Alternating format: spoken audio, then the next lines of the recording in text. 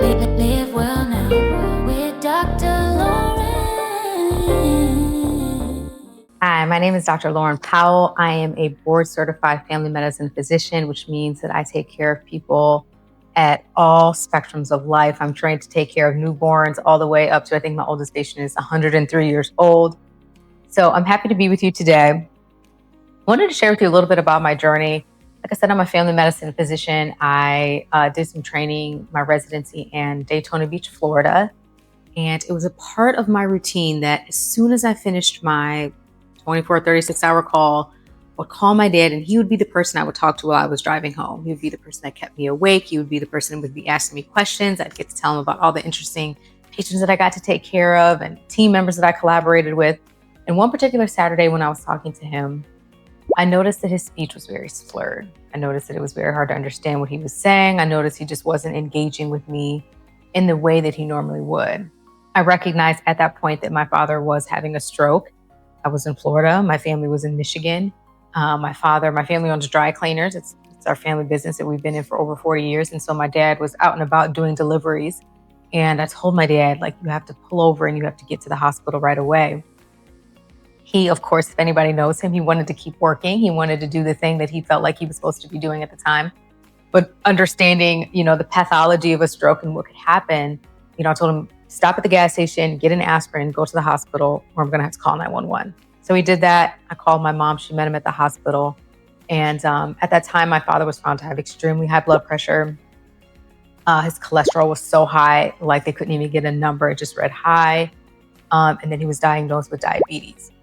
And I was very confused at the time, very confused because my father is what we would call not a neglectful patient. He was going to the doctors every 3 months. He was taking a handful of pills in the morning. He was taking a handful of pills in the evening. So why someone who did all the things that a doctor told him to do, did something bad still happen? And it puzzled me because the same was true for me. I was in residency at working at an extremely underserved community, taking care of my patients in clinic, but then still admitting them to the hospital when they had bad events like a stroke or a heart attack or DKA. So I asked myself, what does this mean if, bad things happen to our patients despite them doing the things that we've asked them to do? A light bulb went off for me, and there's something that's missing from the conversation. We cannot talk to our patients about their health without talking to them about the food that they're consuming, about the way they move their body, about their stress, about their management, lifestyle management, about how they manage stressors, and about their sleep, and all these lifestyle factors that were being largely left out of the conversation. Bad things are still going to happen unless we have these conversations. So I began on a journey back then in 2016, 2017 of really getting more tools in my toolbox because I felt as a young doctor, I was in residency. So as a young doc, I understood disease pathology really well. I understood pharmacology and mechanisms of actions, but I didn't feel like I had all the tools that I needed to be able to really equip and help, not just my dad and my family, my community, but my patients. So I went ahead and did some additional training in culinary medicine. Again, just getting more tools in my tool belt. And I've since been on a journey gathering tools and gathering things so that I could better equip you and maybe someone and the community, my community, in terms of how we can help them improve their health. So I'm here today because I see patients in my office. I see patients in my office a few days a week. And yet a lot of them were having similar conversations. I'm having similar conversations over and over again. There's things that I want my patients to know that sometimes I just don't have the time for in our office. You guys know the healthcare system is just not the best. We're limited with our time. We've got all these things that we have to try to do in our visit. And yet there's these important conversations I feel like I still want to have with them that sometimes I don't get to fully have in the way that I want to. So I thought, what if I could create videos? What if I could create videos? Because if my patients are having these questions, then there's likely other people that also have these questions. What if I could create videos? What if I could create some content to just better equip you, to give you more tools in your tool belt, to help you on your health journey? So it's the end of 2025. We're going into 2026. And I want to share these stats with you. 6 out of 10 Americans live with at least one chronic disease. 38 million Americans have diabetes. So that's about 1 in 10. 90 to 95% of those are type 2 diabetics. So we know type 1 is an autoimmune condition. Type 2 is not. Overwhelming majority is type 2 diabetes. 9 million Americans have diabetes but don't know it. 97.6 million adults have prediabetes. So that's about 38, almost 40% of the US population has prediabetes. I can tell you what I'm seeing in my office is this is happening younger and younger. It used to be this disease, diabetes, prediabetes used to be this disease that we thought of in the older population. We used to think if you're young, if you're in your 20s, if you're in your 30s, if you're in your 40s, if you're in your 50s, that wasn't something you had to worry about it, but it's just not true anymore. Between 2021 and 2023, 47.7 adults had hypertension. Heart disease. I say this all the time. My boss is a cardiologist. Heart disease, and so he echoes this all the time, is still the number one killer of all people. It doesn't matter your race. It doesn't matter your gender. It is still the number one cause of death, regardless of age, regardless of race or gender. Someone dies from cardiovascular disease every 34 seconds. You can imagine in a 30-minute video how many deaths have happened just in those 30 minutes due to cardiovascular disease. Adult obesity, 40%. So this is why I bring up these numbers. People are really sick. People are really sick, and they're sick at a time when we have more information than we've ever had before. We have more medications than we've ever had before. There's so many diabetes medications. I don't even know the names of all of the diabetes medications we get. There's so many blood pressure medications. There's so many cholesterol medications. We've got, medications in our toolbox now for obesity. There's technology that's greater than it's ever been, but people are sicker than ever. Why is that? That doesn't make sense. If we have more information, if we have more medications, why are people so sick? And so there is no shortage of medications. We don't have more heart disease because we have a shortage of heart disease medications. I believe the problem is that we're over-informationalized. I believe that we have so much information that it has become so overwhelming and so confusing that people don't know what to do.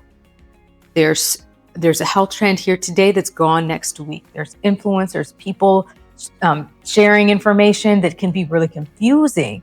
And what happens is people get so overwhelmed by the information, by the overwhelming noise and just the overabundance of information that people get paralyzed and they do nothing. And so I feel like one of my gifts, and I'm calling it a gift, is the ability to make things very simple. And that is how I got through medical school. I got through medical school because I would take this complex information that we learned in our lectures, and I would sit by myself in the library and I would create a picture and I would make it simple. So simple that I would be able to explain this complex, advanced thing to my mom. I would be able to explain to her what I'm learning because I could break something that was so complex and make it so simple that someone with no medical knowledge could understand.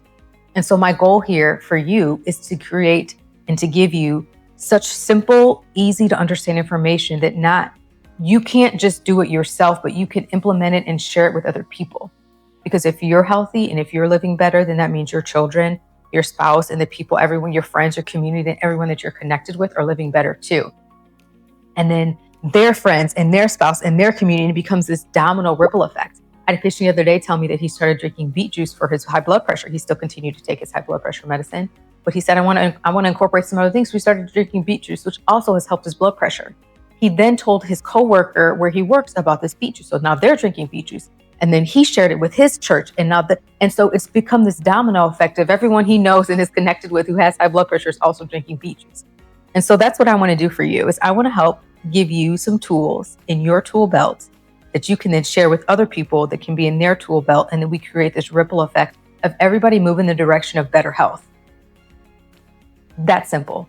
Everybody moving the direction of better health. So let me tell you what I'm not saying, because people come to my office and they know that I like to talk about food. They know that I like to talk about lifestyle.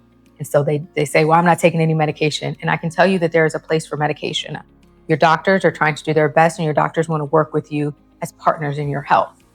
And so I want you to take this information. I want you to talk to your doctor about it. I want you to have a conversation. I'm not your doctor. I'm here as an educational source for you. And I want you to ask your doctor about this information and say, do you think this would be something beneficial for me to try? What do you think if I incorporate this in my nutrition? Do you think that If I do that, then we can continue to reassess how my blood sugar is and seeing if this is something that's helping to reduce my numbers. And can we talk about how this may improve my risk for heart disease? Can we talk about these other things that we can work together in conjunction? Okay, I don't want you stopping and doing anything that your doctor told you to do. That's not what this is. That's not what this is. Even if you're my patient and you're watching it, don't stop doing what I've asked you to do. I just want to give you information that I trust, that I hope you trust, that's simple, that you can incorporate and partner with your doctor as you move in the direction of better health. So, I want to share this last thought with you before we part ways. I believe that we all have a mission. I believe that we all have something that we are called to do, an assignment while we're here on earth. We know that our time here is limited. And sometimes I believe that people's lives are cut short because and they don't get to do that assignment that they've been called to do. And that's what I want to make sure doesn't happen to you. I don't believe that it is God's will for young people to die of catastrophic strokes and heart attacks. I don't believe that's his will. I don't think it is. I think he can be used. I think he can use it, but I don't think that's what he has for you. I don't think what he has for me. I don't think that's what he has for my father. So my hope is that as I give you these health tools, it helps you live better so that you can do the thing that you've been called to do. Because you can't do the thing that you've been called to do if you don't feel well. It's just not possible. My father, I like to say that his dry cleaning business is his ministry. It is the thing that brings him joy. It is the thing that he does to serve others. He employs people that probably wouldn't be able to get a job. If you have issues with your transportation, he's going to help you get to work. And I believe that you also have a mission. You also have a ministry. You also have a way that you've been called to serve the people, God's people. And so I want to help give you some tools so that you can feel well, have the energy, have a strong heart, feel strong in your body so that you can go and serve the people that you've been called to serve, even if that's your family, even if that's your kid. I think about my kid who loves to run. Y'all, I'm not a runner, but my kid loves to run. And so I'm jogging, and he's young now, so I can keep up with him. But I want to be able to continue to keep up with him. And in order for me to do that, there are things that I have to do with my body. There's a way that I'm going to have to train. There's a way that I'm going to have to eat so that as he's 10 years and I'm 10 years older and he's 10 years older, that I can still keep up with him because my family is also my ministry. So my name is Dr. Lauren Powell. I'm going to be here regularly giving you some short, tangible takeaway stuff. If you have questions, if you have things that you would like answered, feel free to drop that in the comments. Feel free to send an email or a DM and let me know. Please set your notifications. Please set your notifications because I want to make sure you don't miss an episode. They're going to be short, they're going to be sweet, and I hope that they're impactful. There's going to be some episodes that are just like this with me just teaching. There's going to be other episodes where I'm doing interviews with some of my super friends. And then of course, you guys, I'm in the kitchen. We're going to do episodes where I'm cooking and showing you how do we take some of these things that I'm teaching and we put them into a recipe. So set your notifications. Set your notifications. When we meet, I want you to take notes. Take them in your phone. Take them in I have my iPad where I've been taking notes lately. And because I want you to not just be inspired by what you hear, but I want you to do something. Small steps matter, small steps matter, and small steps matter. It is time for you to live well now. See you on the next episode.